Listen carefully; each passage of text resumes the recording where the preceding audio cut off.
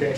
Welcome to the 75th lecture of the Otaru University of Commerce English Lecture Series. Today we have Dr. Noriko Inoue. She's an associate professor in the English department here at Otaru University of Commerce. And her topic today is my experience as an interpreter and translator in the UK. Please welcome Dr. Inoue. Thank you very much, and thank you, Sean, for giving me this opportunity. Okay, so some of you already know me quite well, and but today I'm not talking about literature or talking about how to improve your English, but I just wanted to share my experience in the UK and as a translator and an interpreter. Before I came here, I did quite a lot of interpreting and translation works for the not American companies, the Japanese companies in the UK. So I hope my talk will sort of help you and give you useful information for your career and for you. All right, okay. So today's topics about myself, if you don't know me so well, right? And I work in the UK and life in the UK, and questions and answers. And also, if you have any questions while I'm talking, please feel free to ask or stop me anytime. Yeah? I want it to be quite informal, so don't just sit there and possibly what she's talking about. Just ask me questions. Okay, right. About myself, I was born, and I always passionate about something. And then the first thing I was passionate about is music, particularly piano. And then I really became passionate about academic studies, particularly English and English literature, particularly poetry, right? And then the research, yeah, and then I started to work as an interpreter and translator as well. Right. And then I happened to meet someone and I got married, and I was so lucky to have 2 children. So now I'm a mother, and I'm also doing research and I'm also working. Okay. So different stages of my life. Phase 1, or stage 1 of my life. Initially I was very passionate about playing. But suddenly, as my mother, taught me to learn how to do, how to learn to sit still for some time. So the piano was a good practice. Yeah. So I started to learn piano, and I was really passionate about piano. So I went to enter the university, it's got a music department. And I was doing specializing in piano. And then suddenly I was taking English classes with the native speakers. And then I thought, communication in English is fun. And I really, really want to improve my English skills so that I can speak, I can talk to anyone in the world. Yeah? So I suddenly decided to study English.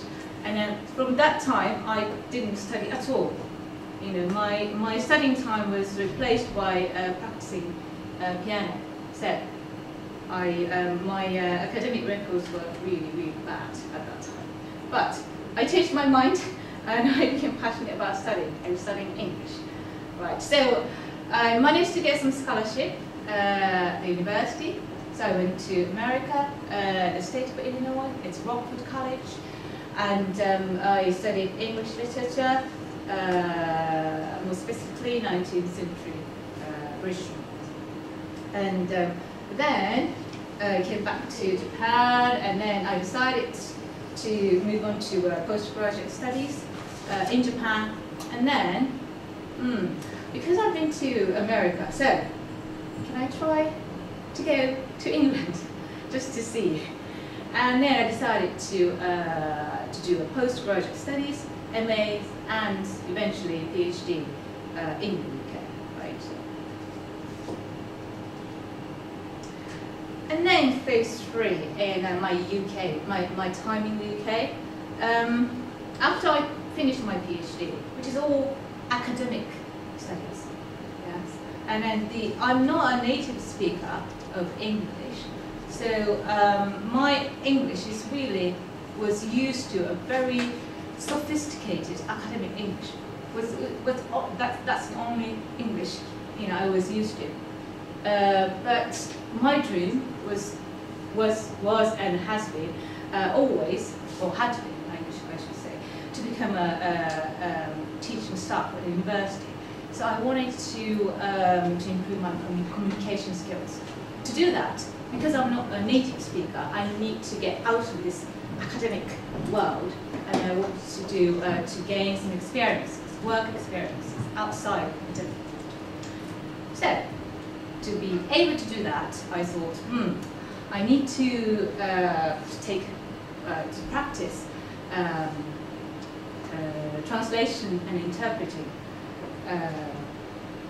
exercises, and gain some skills to be able to work at Japanese companies in the UK.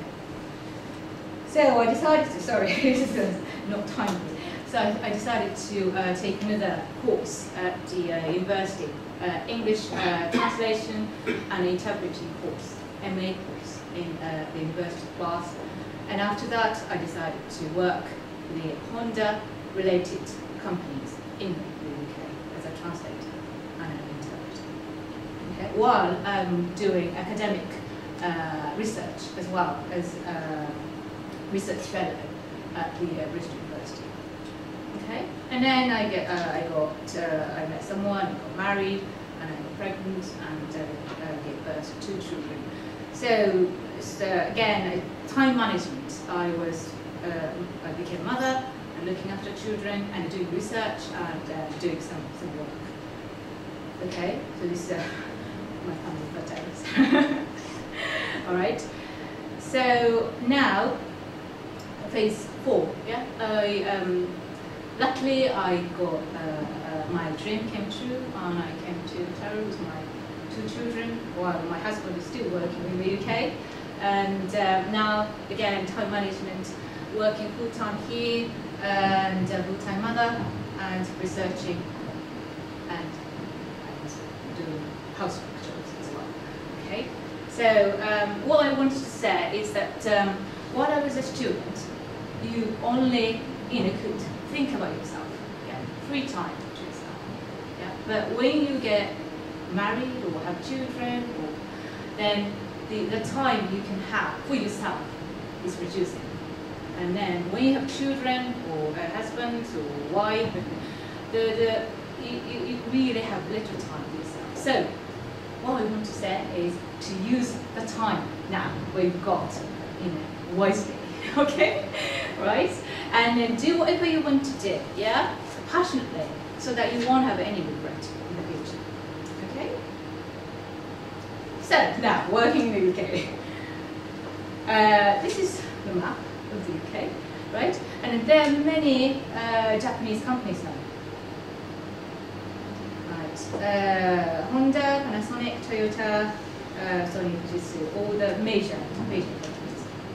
Just to list a few, and also there are many smaller suppliers for these major companies. Okay. So, interpreting, yeah, types of interpreting: simultaneous, 同日読み, consecutive, 直接, and whispering. Okay. And whispering, do you know whispering? It's basically a huge conference or something, and they're all, say, Japanese, and then one non-Japanese person, say British or American. So what you need to do is sit behind that person and then just whisper. Just whisper, yeah? Because and interpreting, but you can't speak loud, just whisper. Okay? And the type of assignments that I've done, non-business one, non-business related, appointment with doctors or counsellors, and prenatal appointments and court hearing, etc. Okay, I'll explain more about this later on, but it's a non-business ones like this, and business-related business daily meetings, big meetings, and then plant tours, and interpreting at shop floor. I'll ask you what shop floor is later on. Okay, and a supplier visit. If you are working for a big company, it's got lots of suppliers. Okay, so you need to go and do conferences or meetings there as well. And also some manufacturing companies, they have like training sessions for engineers. And of course, if it's like Honda and Toyota, and they have the big sales meetings. Right, so now I'll talk about my examples of failures and mistakes of all sorts, okay? And examples for the interpreting side, number one. Okay, so it's non-business related. So Bristol Children's Hospital, a Japanese girl who was struggling with her life. Yeah? And I attended a consultation with her mother, her daughter, and a social worker. So there are many, as you know, Japanese people who, want to go abroad to study, to work, yes. And some of them really, enjoy their life there. But unfortunately, some of them have some problems, yeah? And then they get sad or a bit depressed, and they have some problems. And she was a primary school student, about 10 years old, and she was living on her. She was living with her host family, but not with her real parents. Yeah, her parents are living in Japan. So she was really she started her problems, and so I attended a meeting presentation with her mother, who came from Japan for this, and then the girl, and then eventually she got better, and she started to enjoy life in the UK at school. So I received a letter from her mother later on saying thank you very much, and I helped them a lot and stuff like that. So it was really rewarding. The fee was not great, but actually the feeling that your language skills actually helped someone, and in a big way, in a small or a big way, I don't know, but it helped someone's life a little bit. Okay, so that was a great feeling. It was really rewarding. Okay, and this was a simultaneous interpretation of 10 different presentations on my own at Honda European headquarters in Slough. Honda is this one is a very big company, and controlling all the European branches, and then including Russia. And then they decided to have a big sales conference. And then in the morning, five different nations, branches, and then in the afternoon, five more. And then I turned up, and I was expecting another person, interpreter, to be there, because it's normally working pair, if it's a simultaneous. Because as I tell you later, it's the simultaneous interpretation. It's concentration. Yeah, is the key. You really need to concentrate, and you can't concentrate forever. It's 10 minutes. Normally, you start to feel, oh, getting tired. I can't follow them. It's something like that. But I was on my own, so it was a challenging day, and they just most of them they're all Japanese presenters, and then they're presenting their sales figures in each country, yeah, in front of the boss of the European headquarters. So, but the bad thing is that these all presenters are very, very nervous, and when they're nervous, what they do, they talk like a machine gun. And I was sitting there, and then they're getting nervous and speak even sort of quicker and faster, and I had to catch up with the presenters. And then the presentations themselves are not in English. Yeah. So as they like pointing all these different figures and words, I had to interpret these Japanese words as well as what the presenters were talking about. So that was really, yes, I used all my brain cells at that day. That day, it's really, really terrible. So I used this as another example. Right, and then I had an opportunity to go to Ghent, Belgium. It's a beautiful city. You should go, right? Then this one is quite different because the members, it was a training. It was a training for the Honda engineers. And I said it's electrical diagnostics. Do you know what it means? I didn't have a clue. I didn't have a clue because I was studying poetry. You see, I was studying poetry. I didn't have anything about electrical diagnostics. But basically, these days, cars use lots of electrical mechanisms. Everything is electricity. So basically, when something fails in your car, you can have some tests to make sure, what's wrong, or something like that. Okay. So basically, what I would say is it's a very difficult subject, and then the group of 10 international engineers, mostly Europeans. So different accents, different accents. But there's one thing that helped me is that the European engineers, they fluently, speak English.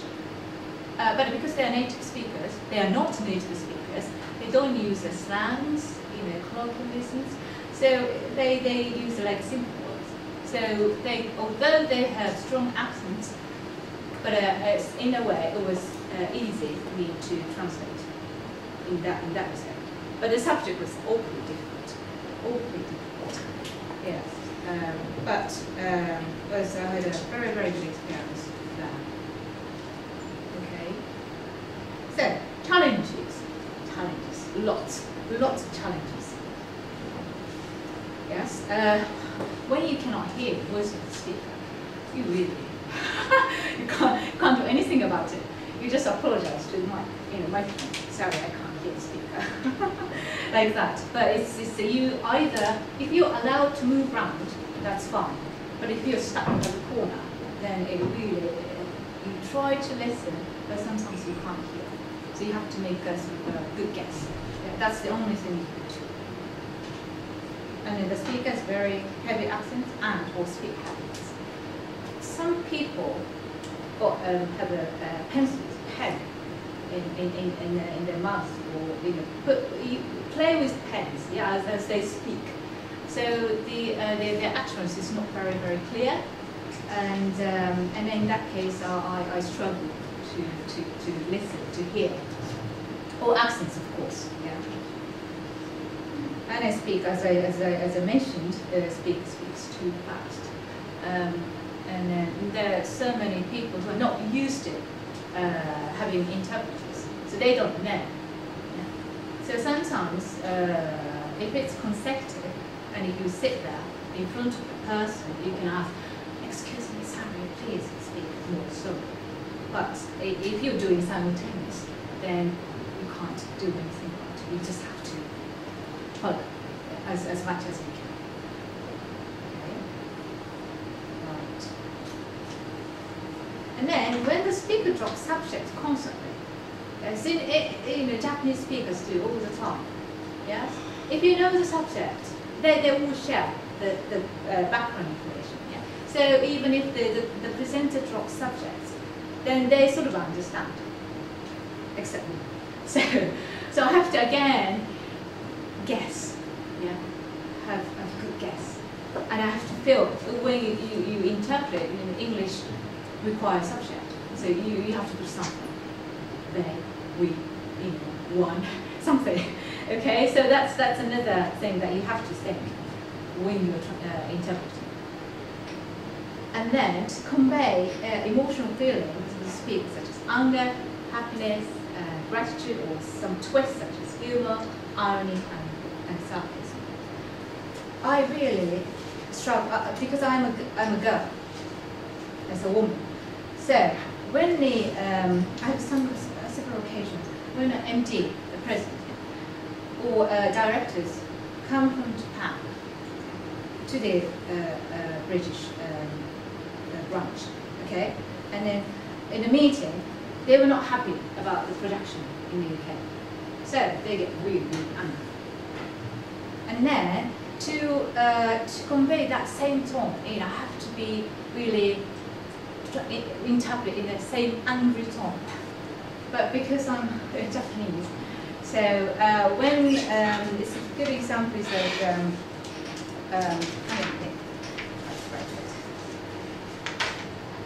okay, I remembered so well in Japanese. Yeah, I use Japanese. こんなんじゃ全然ダメだ。一体何をしてるんだ like that in front of local staff. And then I was initially I was trans.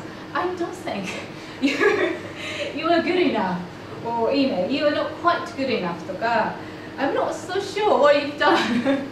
とか it's I don't think. とか I'm not so sure. とかついつい it's unconsciously I put all these unnecessary words to tone it down. But in that case, I failed because the managed actor was really, really angry, human, yeah, and I couldn't convey that tone. Yeah? So the local staff said, okay, as long as they hear what I translated, interpreted, they thought that the managing director wasn't so angry about us. That sort of thing. Okay, so in English, I should say.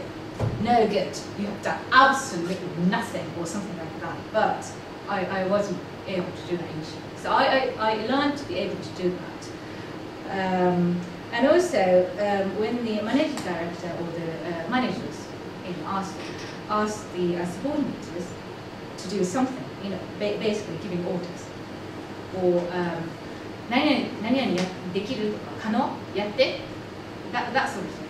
And then when I translate, would it be possible, or something like that? Would it be possible? Would you be able to do something? Yeah, would you? Could you? Yeah, it's because myself is a woman, it's unconsciously toned down the order to like a request or something, a polite request. So that was the mistake I was making initially.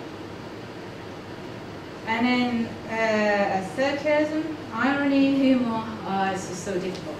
When I actually asked them what it means, and then I understood and explained, then it was not funny anymore. So I decided not to be bothered. It's awfully difficult to interpret humor's sarcasm. Yeah?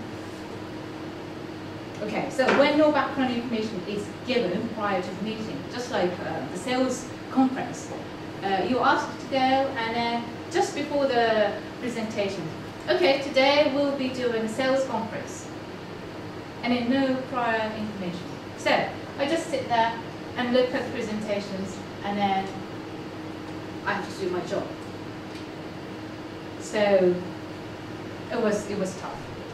So the only thing you can do is to do your best. Accumulating all the knowledge in the back of your brain, and then try to understand what's going on. So you really need to sort of read the newspaper, and then listen to the news. What's going on in the world? Yeah, just general information. Yeah. Right. And technical words. Yeah, and Honda words. They have these Honda words. Yeah. And Toyota words as well. All right. Okay, 段覚. What does it mean? 大島先生、段覚。完全確実。No. Sean, what do you think? 段覚。I have no idea. Just guess. Just imagine how I felt. I was put into this meeting room, and then they started 段覚。Looks like level check or something. Ah, yes. Yeah. 段取り確認。段取り確認。Confirm message. But many of my students don't know 段取り。段取り。段取り確認。段取り確認。して段取り。段取りする。Preparation.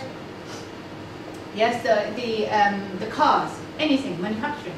There's always like a project. Yeah. And initially, they have to confirm method. Yeah? And then, 品格. What is it? Confirm. Yes. 品質確認. Confirm quality. And then 品格のそういう段階が来る。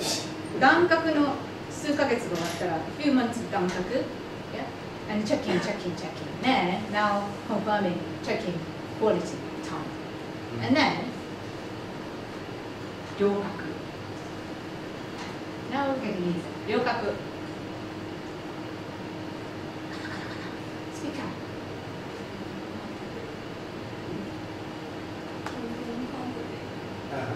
Confirm quantity. ああ、quantity ね。あ、そう、量だね。これは量産の量なんです。Confirm mass production. Yeah. Finally, yes, every quality is checked, then ready to mass produce. Yeah? Like car seats, whatever. Yeah. So this is like a cycle. So every model has this cycle. Confirm method, confirm quality, confirm mass production. And there's another, the first meeting I remember, is everyone saying, 熟成. I thought it's ham. 熟成.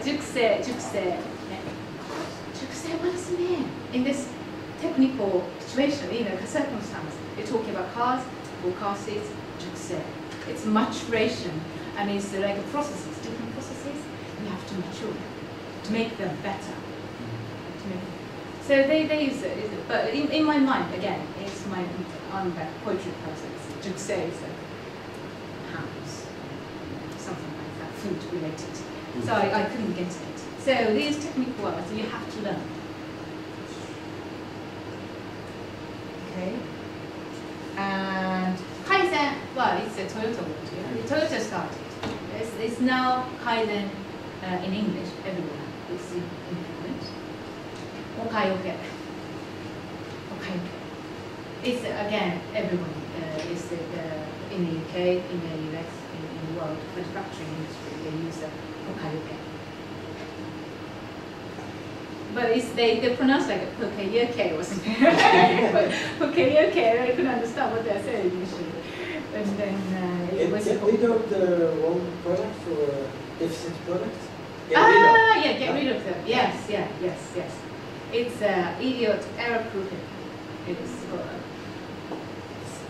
can you read it? If you were like assembling line, 組み立て line. With that plate, and then 2 holes, exactly the same holes. Yeah? And you need to put pin. You have to put pin. But this pin can go either, because it can fit here, it can fit here. But this is the right one. Yeah? But it's very easily, people easily make mistakes. And then some people put this pin here. So the Pokayoke is like it's a sensor here, and then cover. Okay, and then if correctly, yeah, they put this pin in this hole, and then this sensor turns on, and then this cover opens up.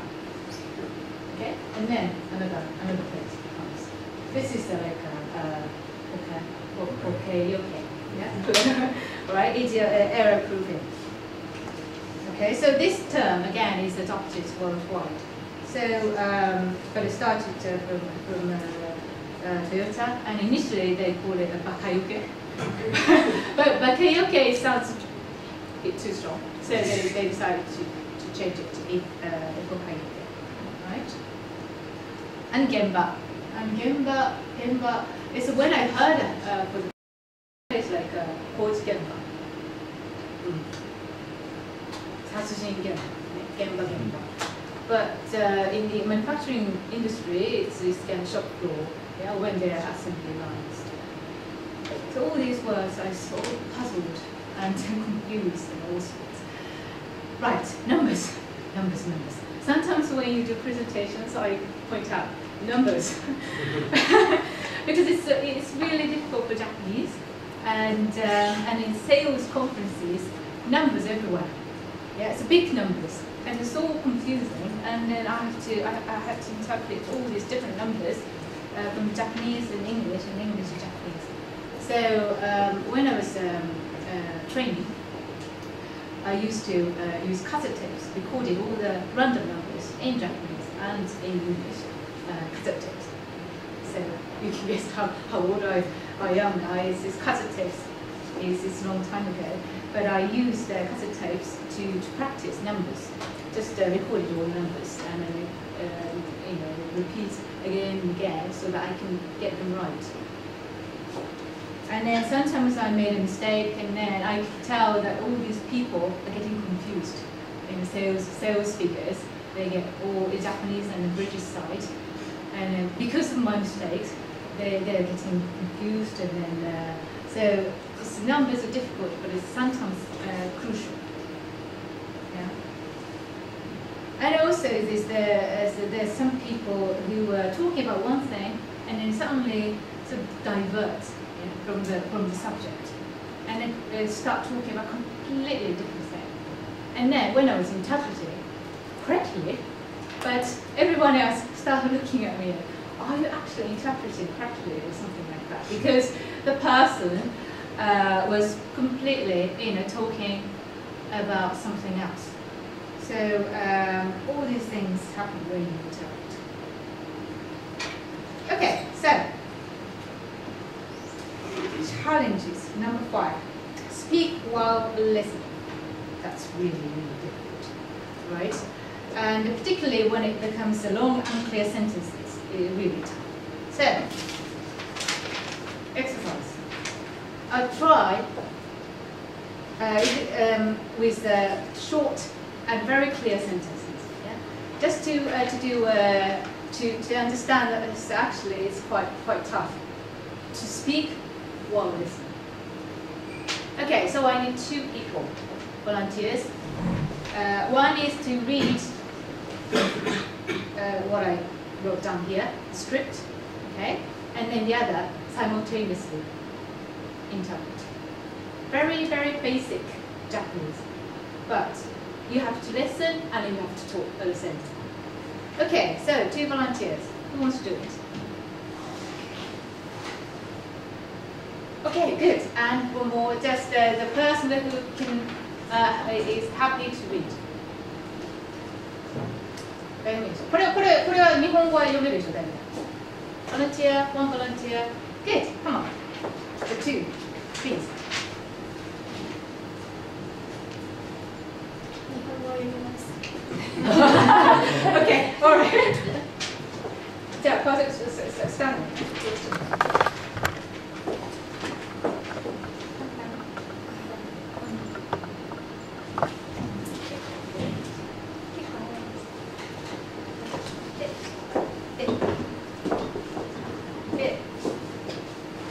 横に立って、ここにこんな感じで立って、で読んでいくので、それを聞きながらできる限りインタビューしてもらう。ちょっとね。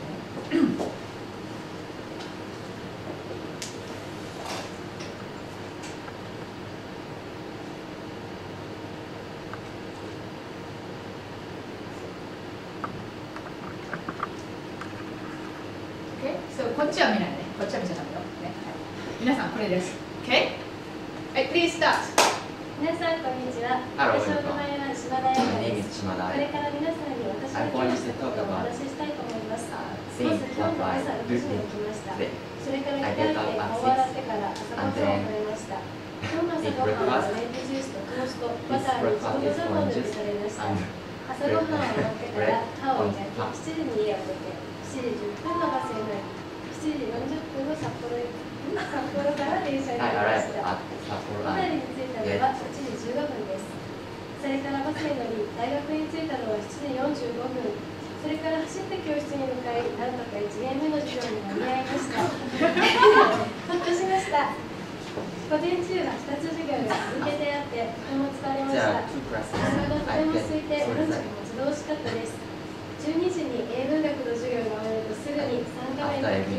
辺の景色を眺めながら私の大好きなカレーを食べました。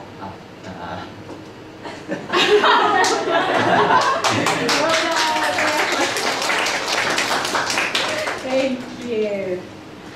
Yes, as we can see, these are not particularly complicated Japanese.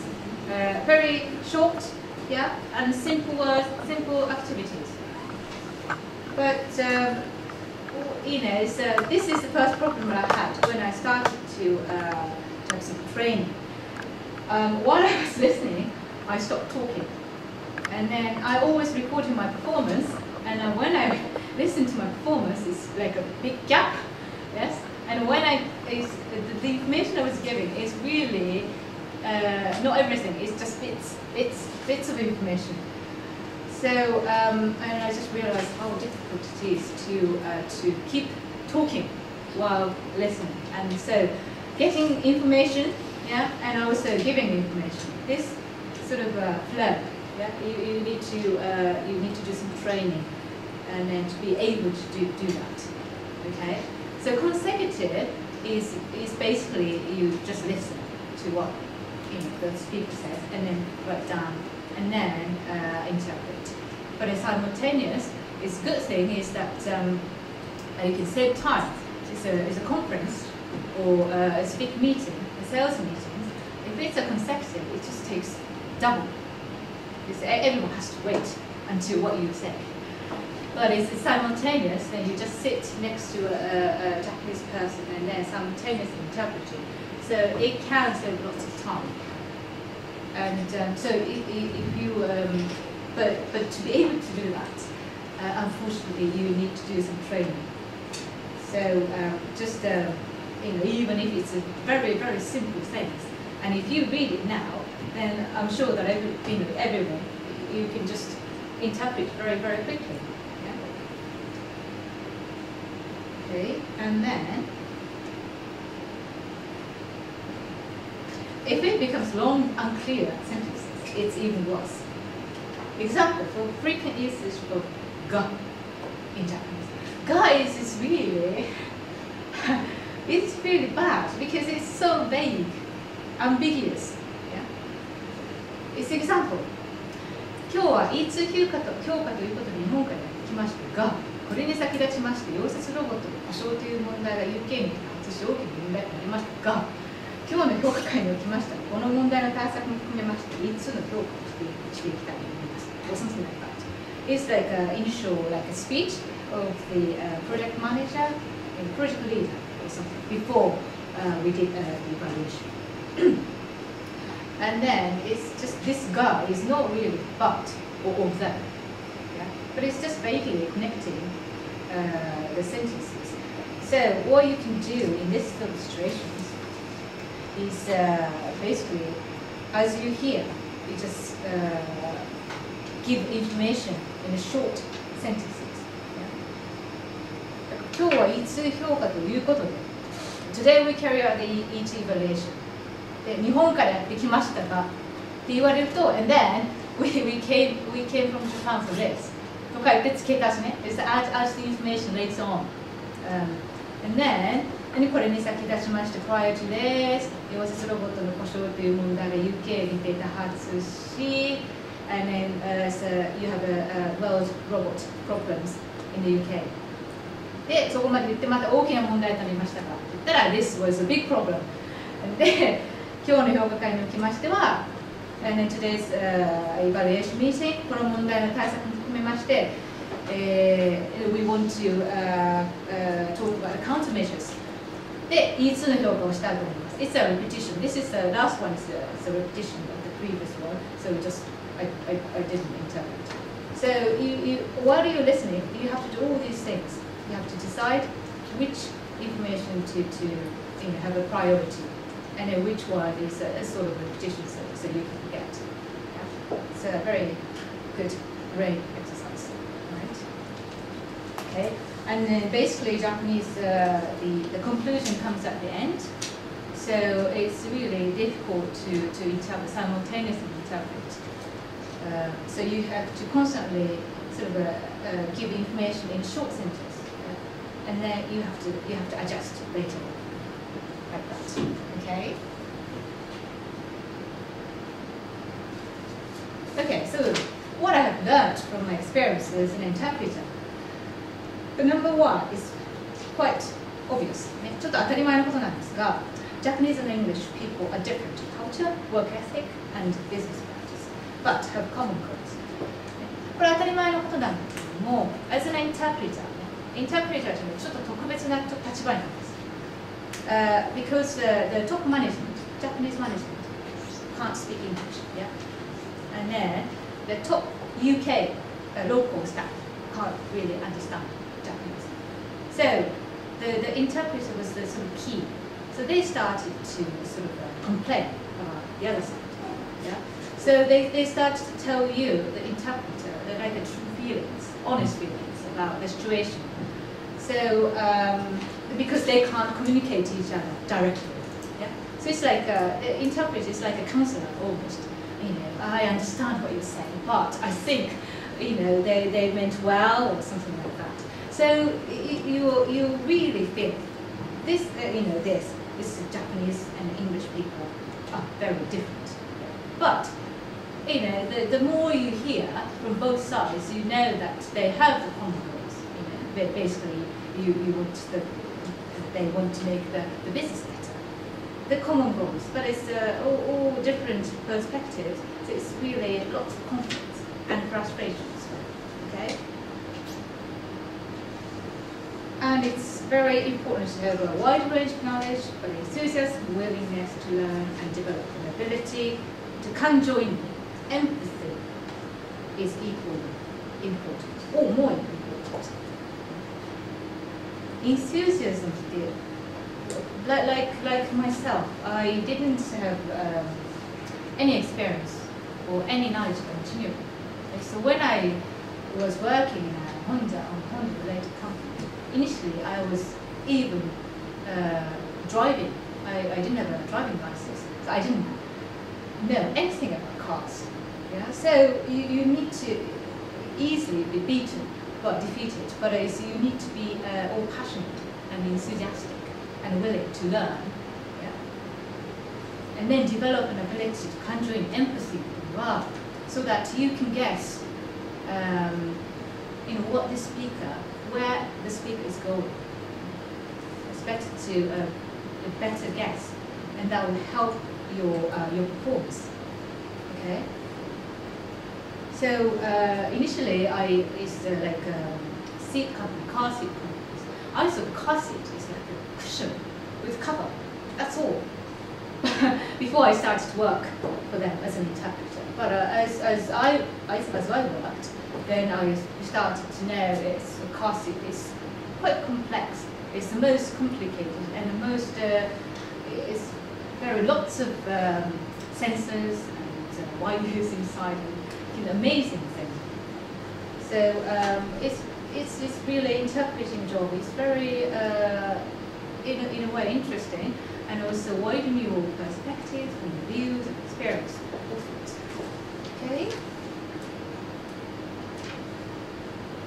And also you must not add extra information or your comments, causing confusion and misunderstanding.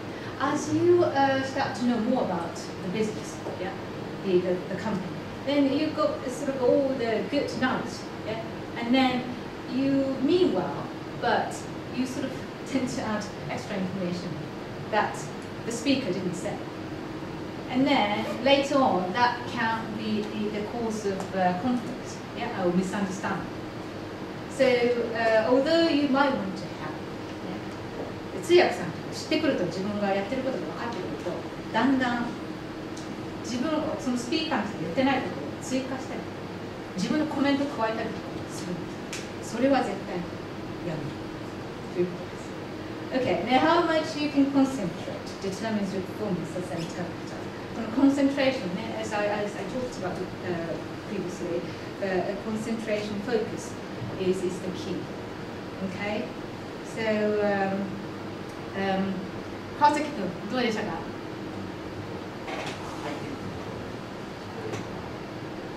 そうね。そうなんです。それをコンセントレートして聞きながら話す。While hearing and speak. That's the key, right? And what I most enjoyed about interpreting, yes, being able to help other people, and particularly non-business assignments, because business ones, yes, it's helping, but in a way it's more business-like.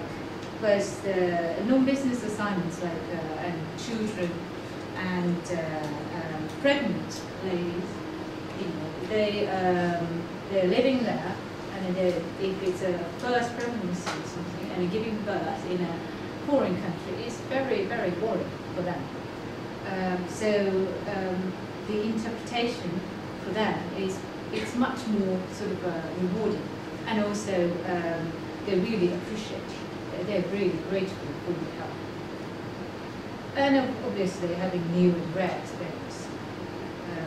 And if you work for different companies, then your experience is even wider, with a wider range of experience.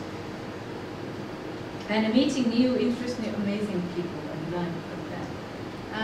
And then also, if it's non-academic world, and you work for different companies and different people, then you meet many people. Yeah? Some of them are really unique and maybe uncomfortable, unpleasant, but some of them are really fascinating. Very, just have a chat with them and spend a day with them. It's inspiring experience.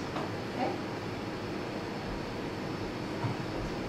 Okay, so from the interpreter's perspective, I saw these are the challenges of the Japanese expatriates and their families.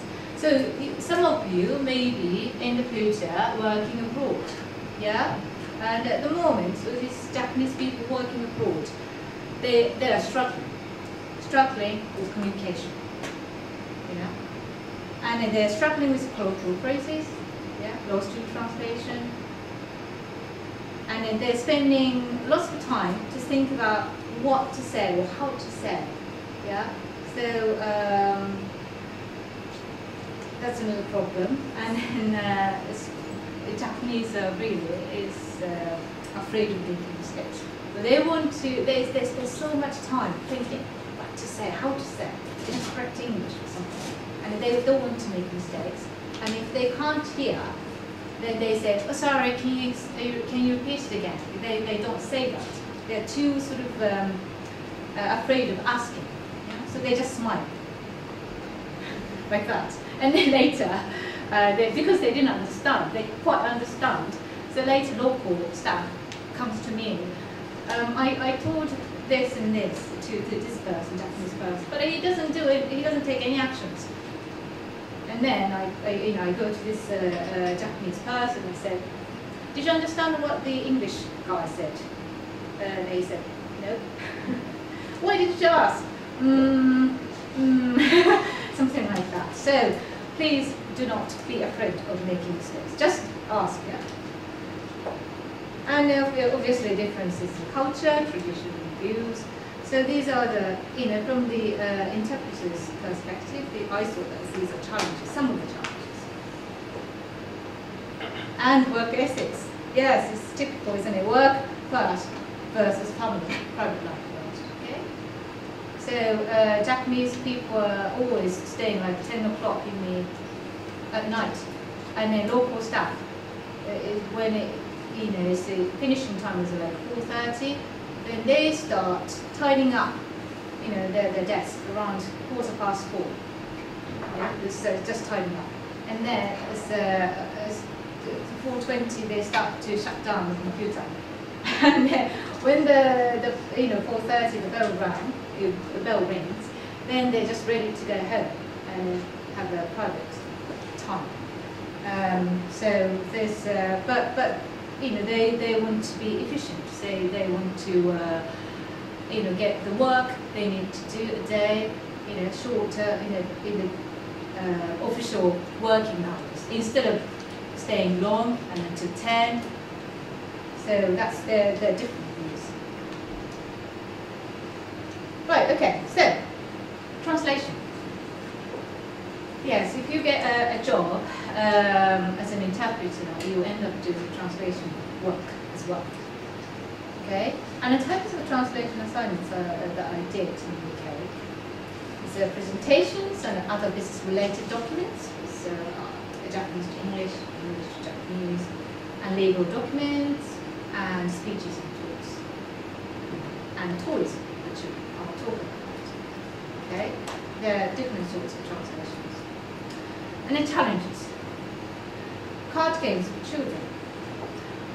Have you ever seen all these cards? They're quite popular in Japan in game centers. Yeah. And then Dragon Ball is quite popular, very popular in Europe. And Bandai was selling all these card games in the European market. So I was translating all these card games. And what I struggled is obviously Japanese got Kanji and Kanji, so it's less space to express more.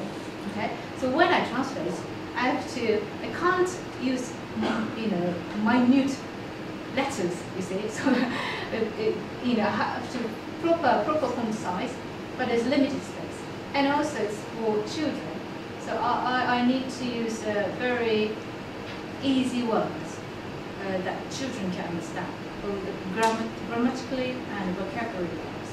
Yeah, and that's a difficult bit for me. And I wonder words if you work with wonder-related companies, and emails typically from English to Japanese. And then I think it depends on which industry you work, but it's a manufacturing industry. Emails by the local staff, it's British, yes. Their English is not particularly easy to understand. Sometimes there are no punctuations, they're like 5 lines, no stop. And then, because I spent a lot of time in academic world, so I used to very elegant or proper or accurate, grammar and English. So when I had to translate all these English emails into Japanese, I didn't really. Sometimes I struggled. What is written, and sometimes spellings they don't. Some people don't care about spelling, and all sorts. So I needed to go to these people and actually ask questions. And presentations, typically from Japanese to English. And again, technical presentations made by Japanese engineers. They know, they have lots of knowledge. They know what they are talking about. So when they express on what they would say on the presentations, no subjects, nothing, and just the keywords.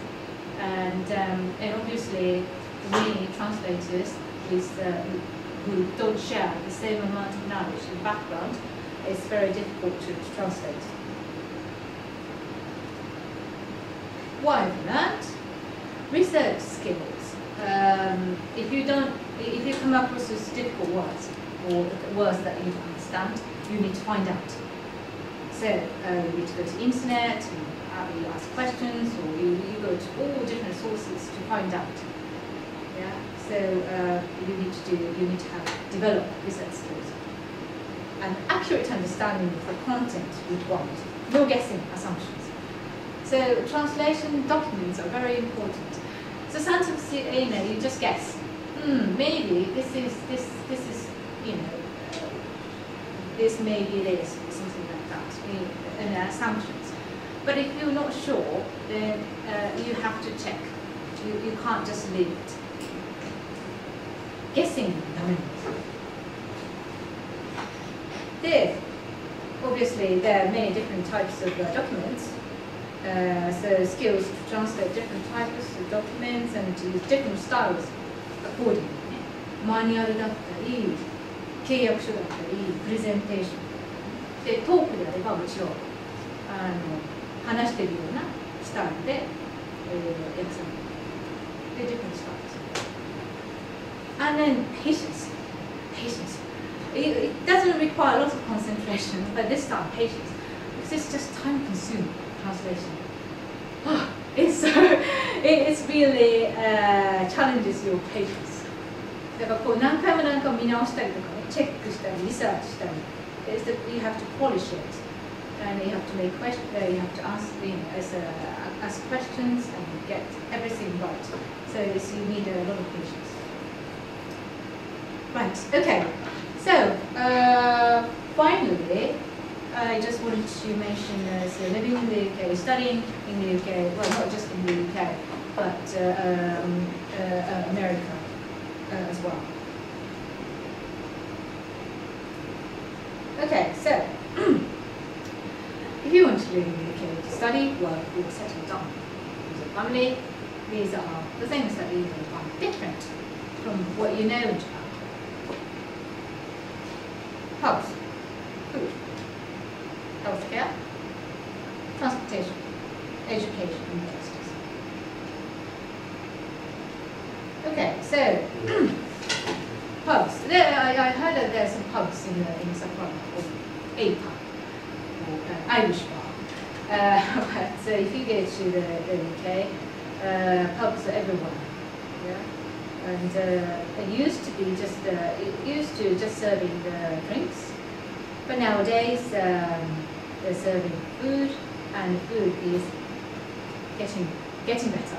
Okay, so if you have a chance to go to the UK, please go inside. And some of you in one of my classes, we were reading, watching in English, and there are some rules in the pub.